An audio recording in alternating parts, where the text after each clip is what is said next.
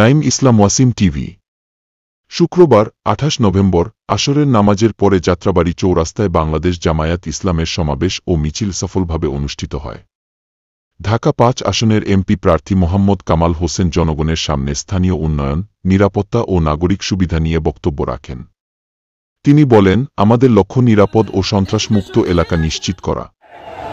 আমরা বাংলাদেশ থেকে বেশিরভাগ কবর করেছি, সন্ত্রাসবাদ নির্মূল করার অভিযানে আছি। ওই পাবনাদের আমাদের সালামির উপরে যে ন্যাক্কারজনক হামলা হয়েছে, আমরা বলতে চাই হামলা করে মামলা করে। চাঁদাবাজি, মাদক, কিশোর গ্যাং ও ইভটিজিং বন্ধে কার্যকর পদক্ষেপ নেওয়া হয়েছে। ভোটের ক্ষেত্রে সমান সুযোগ নিশ্চিত করা জরুরি।